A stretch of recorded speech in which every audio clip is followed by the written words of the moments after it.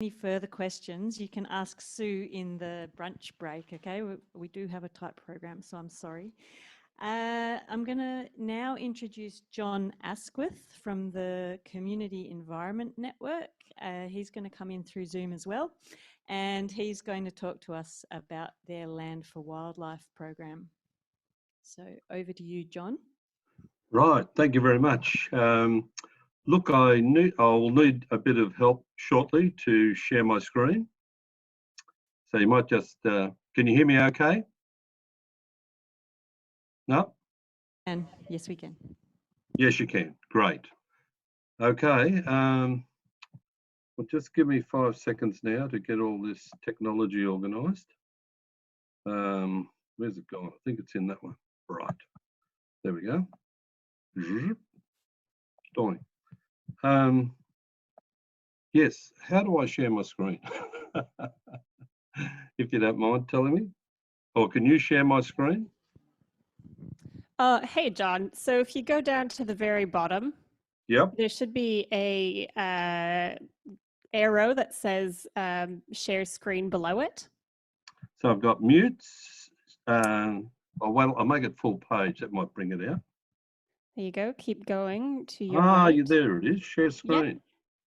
Oh, the modern miracles of modern technology. There we go. And make sure to click on the panel that has your presentation. Yep. And then do share. Is that it? Yes. Is that up? Perfect. Yep. Oh, good. Okay. So I have 2 presentations I have to do, but I'll be as expeditious as I can with this and try and allow plenty of time for questions.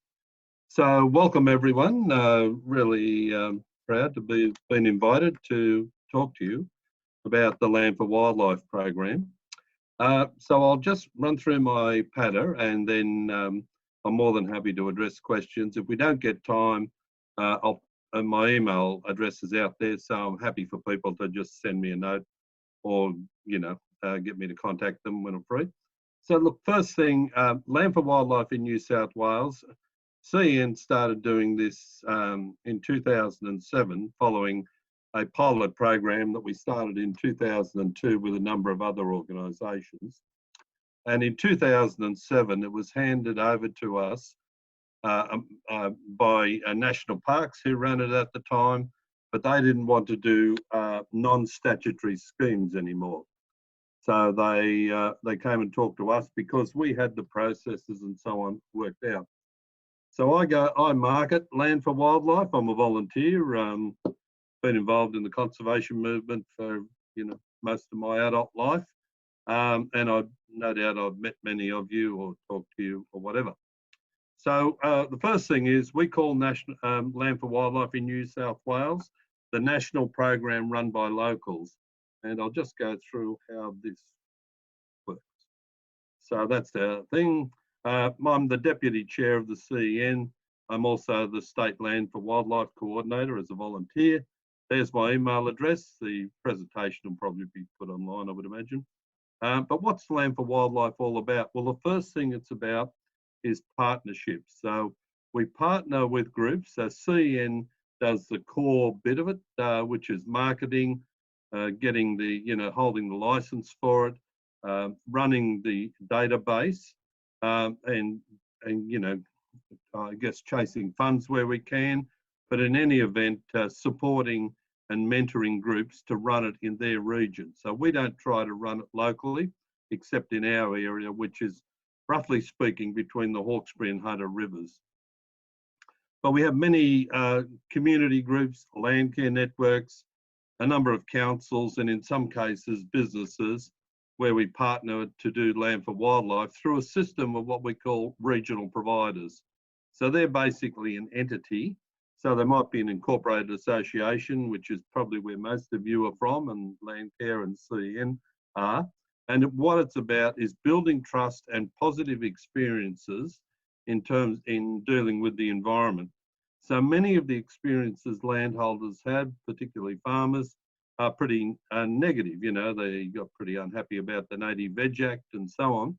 And so but Land for Wildlife doesn't try to do any of that. We're an NGO like yourselves. So we have to work in partnership with people. We have no power to coerce, or other ways pressure people. Um, so we promote membership of Land for Wildlife as a really good thing for landholders to do, and as a thing that they can be proud of doing, because they're in control and they are voluntarily adding to the environmental benefits of their property or the quality. So some of our partners at, let's say, the higher level is the Great Eastern Ranges Group. The logo on the my left, which will be your left, is the logo of Land for Wildlife in Victoria, a bit fuzzy there. ACT government, CN coordinates it in New South Wales and the ACT. ACT is pretty small. I think there's 300 nominally private properties, but all property in the ACT is in fact leasehold from the government. Foundation, that we work with the Foundation for National Parks and Wildlife, the Environmental Trust like yourself, chasing grants, National Land Care Program, the Biodiversity Conservation Trust, and so on. So where grants are going, we, like everyone else, are chasing them. But with Land for Wildlife, it's essentially what the part of it we're into is really about education. Locally, we do some on-ground works. So background to Land for Wildlife was created in Victoria 40 years ago now.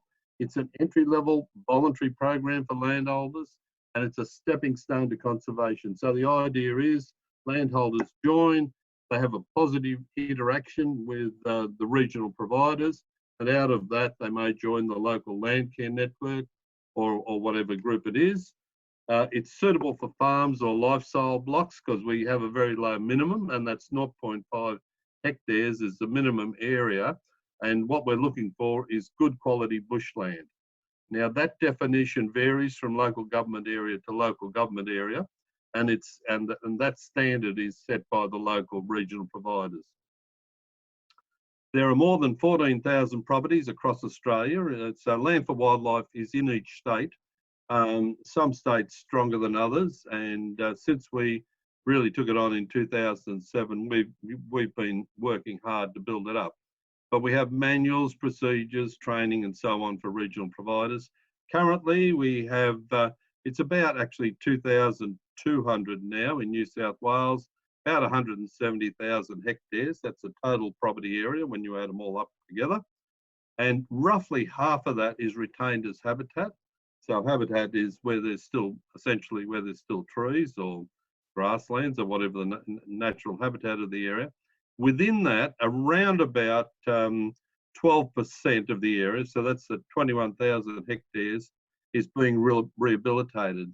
So we include as rehabilitated land where improved management practices apply, as well as tree planting, weed removal and so on.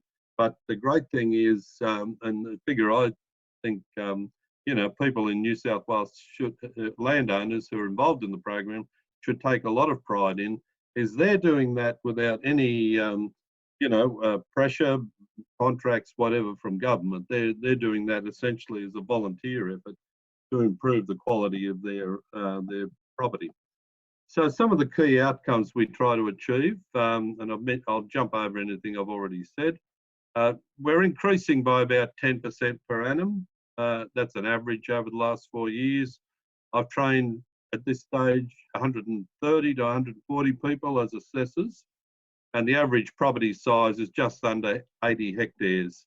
And we're active in about 60 plus council areas across the state, only a few of which are in the metropolitan area because, they tend to be those fringe areas, not the, so Balcombe Hills where, there's properties registered there in Hornsby, but not in the less bushy areas, as you go in towards the city. So, and you find that with Land for Wildlife, the properties as they get further away from the city centre, that 80 is an average across the state, but in fact it goes from fairly small properties closer to the city to much bigger ones as you move out. It's a voluntary stepping stone into conservation land management. So we run two programs, Habitat for Wildlife, which is for urban blocks, and Land for Wildlife, which is part of the national program. But I thought I'd just mention the other mechanisms that there are. So there's the Wildlife Land Trust, which is a national program, Wildlife Refuges, New South Wales Government, Biodiversity Conservation Trust obviously does all sorts of, stewardship and so on agreements and contracts. And there are others such as the Bush Heritage Fund, which generally go for pretty big outback areas to retain habitat. And what are the differences between all these? Well, some are on title or not on title. So Land for Wildlife and Habitat for Wildlife are not on title. Some are contracts, some are not. Ours are not contracts. The area, some will not take areas, very small areas. So I think Wildlife Land Trust, it's about 45 hectares, I think is their minimum, whereas our limit is quite low. And there are costs and benefits. So sometimes to win the stewardship agreement, for example, you have to be able to show that the price has got sufficient benefits. In terms of, let me just go down again. So these are some of our partners at the regional provider level, and this would be what's of interest mostly to the Greater Sydney Landcare Network. So these are some of the ones. The Campbelltown Council have recently joined because they have a program of trying to do whatever they can for the 300 plus koalas that are in their area. They've identified about 3,000 properties in Campbelltown Shire that have koala habitat, and some of them are, small, more in the Land for Wildlife type zone than others. But there are a lot of other groups, Clarence Environment Centre, Wingecarribee Council, Kosciuszko Coast, which is a partnership within the Great Eastern Ranges. Envite are a not-for-profit company that does bush regeneration on the North Coast. Councils of various types and, a lot of land care networks on the North Coast. So deal with a lot of those guys. It have been for probably at least 10 years now, and it's worked out well. So what does Land for Wildlife, as run by CEN, do? We market Land for Wildlife in New South Wales and the ACT. And out of that, we establish agreements with regional providers. That's a standard agreement. It's what I call essentially an agreement by handshake, because both parties with notice can walk away from it. So it's not a contract, but it's just a way of identifying the relationship, who owns what intellectual property. You own yours, we own ours. As part of that, we train regional providers in how Land for Wildlife works, and they nominate who they want trained as assessors. So we leave that to the locals to determine who's got the skills. It's essentially skills in vegetation identification. We then train them on how to conduct a property assessment and what are the protocols around that. The protocols are consistent across Australia. So Land for Wildlife here is essentially run the same as Land for Wildlife in Tasmania. The only difference is we're an NGO, and in some states it's run by government or whatever. We register that, so when people do that assessment, comes into us, we check it over, see it complies, register it in the Land for Wildlife database, and then we send a letter to the landowner and a certificate saying, wonderful, you've joined, that you want to manage your property sustainably, and we're so proud to be partners with you. And then it's really over to the locals to run that relationship. And mostly what we want is for the landholder to become part of the local land care or whatever, environment networks operate there, such as the Cat Eye one mentioned earlier. We supply the Land for Wildlife signs. You can see the little girl there proudly holding up the family sign. So when we do the assessment, and provided the property passes, then the sign is handed over. Then I do an annual visit to the regional providers to catch up with them and see how they're going and what we should adjust or whatever.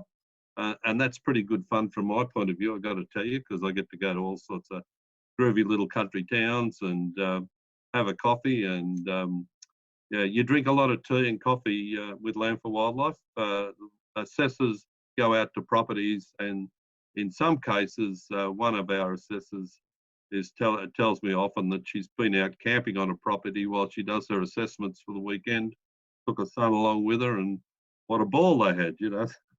So it's meant to create this positive view of the environment, you know. We produce, CN produces an annual newsletter that goes to all the landholders, but that's pretty well our level of communication. The urban alternative is Habitat for Wildlife, and I'll talk about that a little bit further on. I'll come back to that. But first off, I wanted to talk about the Great Eastern Ranges. So many of you would have been familiar with that. It was run within government, and it's now been moved out of government. It's a separate organisation. Bob Dubus is the chair. It's working. We have a partnership agreement with the GER to promote connectivity conservation, obviously in the Great Eastern Ranges.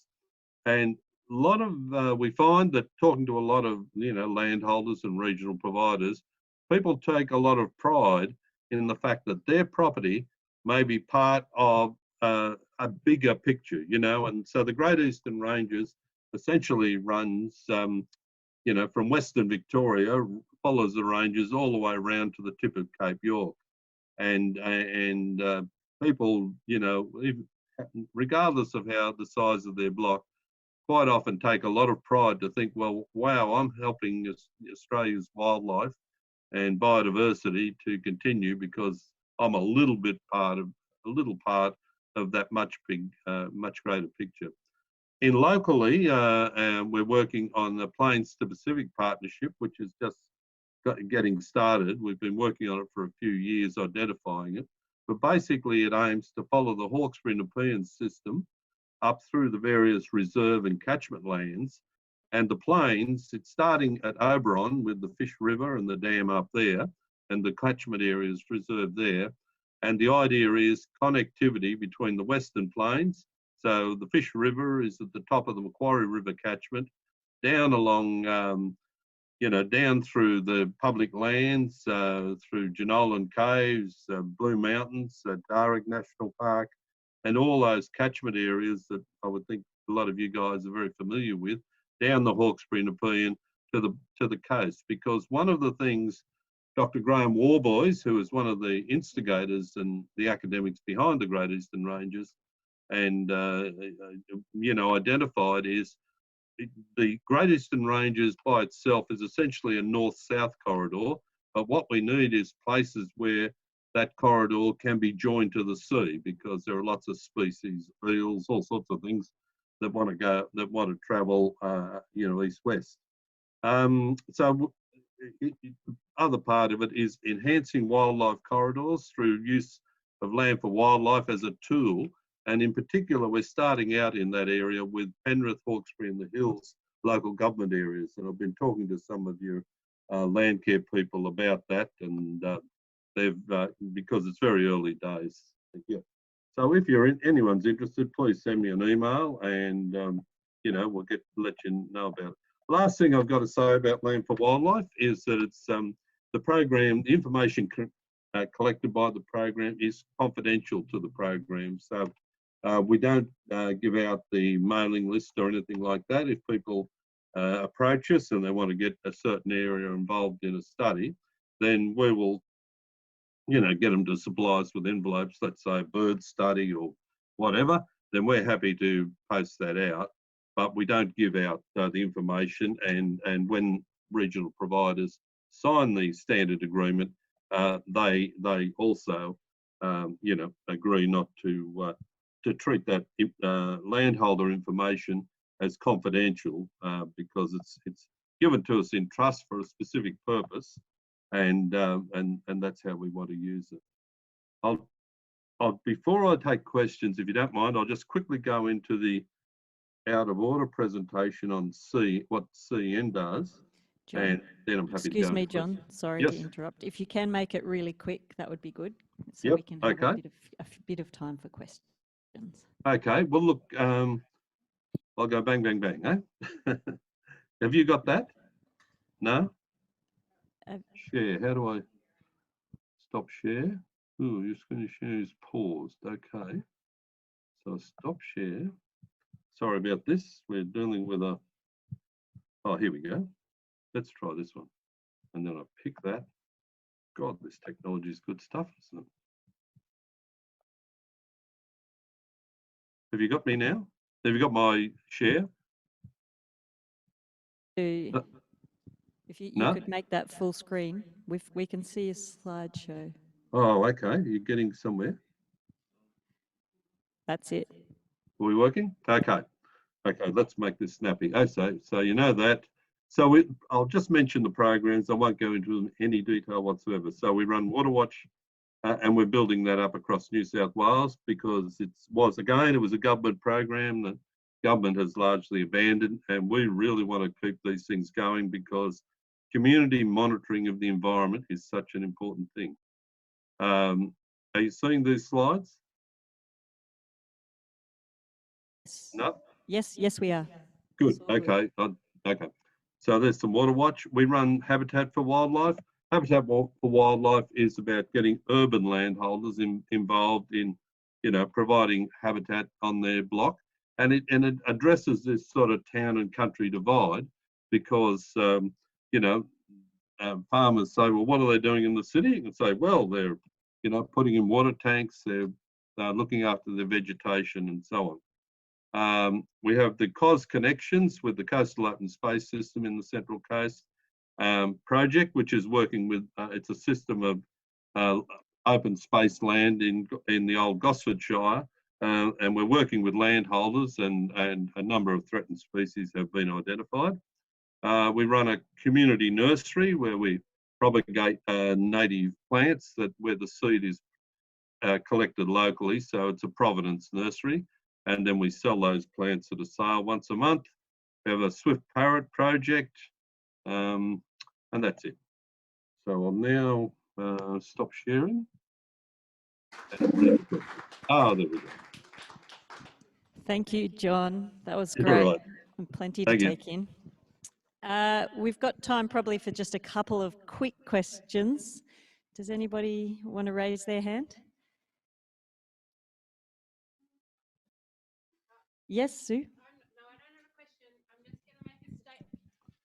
Hello, John. It's Sue from Chen. I'm just going to say that Chen's really interested in building up a relationship with you about Land for Wildlife, and I will be asking you to our next meeting if that's all right. Oh, yeah, please. Try and give me a month's notice. It's just It's in a month's the older time. I get, the busier I get, So that's organised. Yeah, that's sweet. Good on you. Thank you. Okay. Anybody else? Yes, I've got one here. Hi, John. Thank you for the presentation. Okay, so one is a comment. You said that you want to enlarge the Water Watch program, and we are Stream Watch. It seems like we may be doing something very similar to what you guys do, but Yeah, look, it's probably we've for had land care, maybe to connect with you and find out. So Yep. I have a father-in-law who's got land. How can I convince him to join Land for Wildlife? Okay, well, first thing is it's going to cost him nothing, and he will get a brief report on the condition of his land.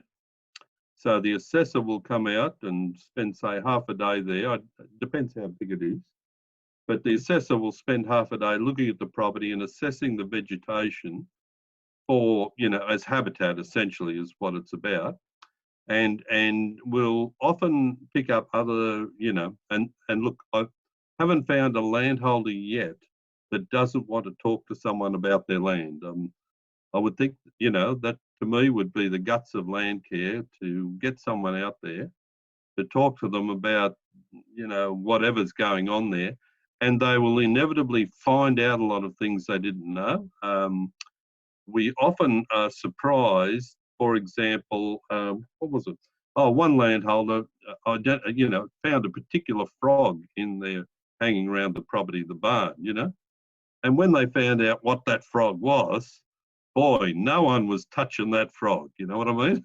If you want to get people on board, because that's something special that landholder had that, as far as we knew, no one else around had. And all sorts of stuff comes up like that. The landholder took the assessor to a special patch he had, and off they drove over the hills. And there was this side of a hill where native orchids, the particular habitat, etc., the soils, etc., suited a particular native orchid. And that landholder was as proud as a button about the fact that they had that little patch and it was there and they were protecting it, And, we're not part of government, so we're not mapping these things for government. We're really about building confidence and a relationship, and through the local regional providers, because they're the people they see.